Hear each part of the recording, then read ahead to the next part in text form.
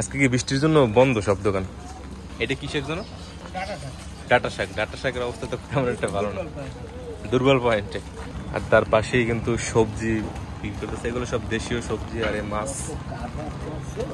আসসালামু আলাইকুম guys, welcome to my new video. So guys, মাথার উপর ছাতা দেখে বুঝতে পারতেছেন যে অনেক বৃষ্টি হইতেছে, অনেক না হইলেও বৃষ্টি হইতেছে। ছাতা নামাইলে আমি ভিজে যাব, এরকম একটা অবস্থা। আমি আসছিলাম একটা বাজার, যেখানে আপনাদের দেখাবো গ্রামের বাজারগুলো আসলে কিরকম হয়, গ্রাম্য যে হাট বাজারগুলো সেটা কিরকম হয়। তো এইখানে দুই তিনটে জায়গায় কিন্তু বাজারটা বসে। একটা হচ্ছে এই মেইন রোডের পাশে, যেটা আপনাদের এখন একটু পরে দেখাবো, আর একটা হচ্ছে তার নিচে। আর এই জায়গাটার নাম হচ্ছে রায়ের হাট বাজার। এটা কিন্তু অনেক পুরনো একটা বাজার। প্রথমে আপনাদের দেখাবো যে মেইন রোডের উপরে যে বাজারটা, সেই বাজারের অবস্থা, তারপরে আমরা নিচে নামবো, নিচে কাঁচামালের বাজারটা আছে সেটাও দেখাবো। দেখতে থাকুন ভিডিওটা। আর দেখেন গাইস, এই জায়গাটা কিন্তু বাজার বসে, আর আজকে শুক্রবার, হাটের দিন। তারপরও দেখেন, এই যে দেখতে পাচ্ছেন একদম সম্পূর্ণ সব দোকানগুলো খালি। এর কারণ হচ্ছে বৃষ্টি পড়তেছে বাইরে, দেখেন, দেখছেন বাইরে বৃষ্টি পড়তেছে অনেক সকাল থেকে, বৃষ্টি পড়তেছে একদম ফজর থেকে। এর জন্য এই দোকানগুলো এখন একদম খালি। যেহেতু আজকে শুক্রবার, হাট বসার কথা, তারপরও দেখেন দোকানগুলো একদম শান্ত। সবজির দোকানগুলো ওপেনও করা হয় না, ক্রেতার সংখ্যাও নাই। রাস্তার ওপর থেকে কিন্তু আমি নিচে নামছি, দেখতে পারতেছেন। জায়গাটা হচ্ছে আপনার রায়ের হাট বাজার। একটু সামনে যাব, আমি গিয়ে দেখাবো যে ওইখানের অবস্থাটা কি। এইখানে তো এই যে মেইন রোডের পাশে যে কাঁচামালের যে দোকানগুলো, ওইগুলো তো একদম বন্ধ। আর সামনে দেখি, সামনে বাজারে কি কি আছে, দেখি সামনে কি অবস্থা।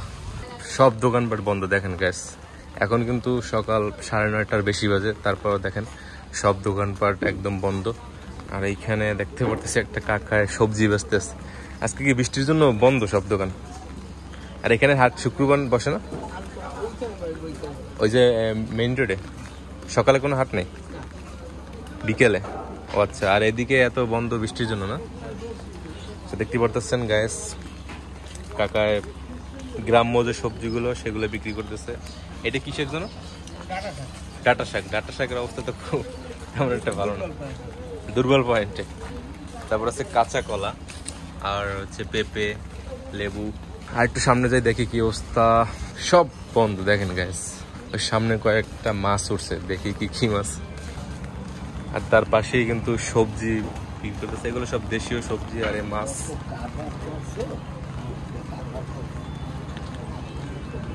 তো ওইখান থেকে আমি এদিকে আসছি, দেখেন সামনাসামনি রাস্তা যেটা গেছিল। আর এদিকের অবস্থাটা ঠিক এরকম। ওই হচ্ছে খাল, ওই সামনে একটা সমিল আছে, মানে গাছ ফাড়ানোর সমিল, আর এই হচ্ছে রাস্তা। রাস্তার অবস্থা খুবই বেহাল। আর এই রাস্তা দিয়ে কিন্তু কুরিয়ানের উদ্দেশ্যে যাওয়া যায়, একদম পুরো চারপাশটা একদম ভিজে স্যাঁতস্যাঁতে হয়ে গেছে। এখান থেকে কিন্তু সেই মেইন রোডের উদ্দেশ্যে যাওয়া যায়, সামনেই কিন্তু।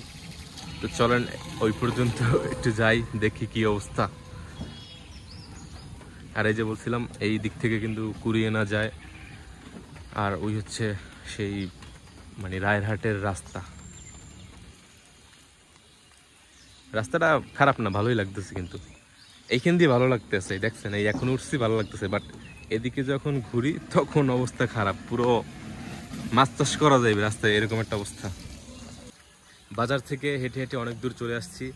আর ওইখানে যে ওই কাকার সাথে কথা বললাম, সে বলল যে বৃষ্টির জন্য এইখানের হাটটা আজকে মেলেনি। শুক্রবার সকালে হাট ছিল, তবে মেইন রোডে যে মানে বাজারটা, যেটা আপনাদের শুরুতে দেখাইছিলাম, ওইটা নাকি বিকেলে নাকি জমবে, যেটা আমি শুনলাম এখানে ওই যে কাকার কাছ থেকে। তারা কিন্তু এখানে স্থানীয়। আর একটা আপনাদের ইন্টারেস্টিং জিনিস দেখে গাইজ, দেখেন ময়লার স্তূপ। দেখছেন, মনে হবে যেন ময়লার দেশে চলেছেন। মানে এই জায়গাটার আশেপাশে যত ময়লা আছে সব কিন্তু এইখানে মানে স্টোর করে রান্না ফালানো হয় সব জায়গার।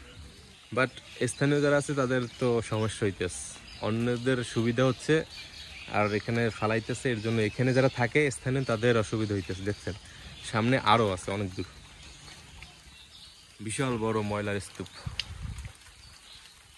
তো গাইস, আজকের ভিডিওটা এই পর্যন্তই। পরবর্তী কোনো ভিডিওতে আবার দেখা হবে। তো সবাই ভালো থাকবেন, সুস্থ থাকবেন। আল্লাহ হাফেজ।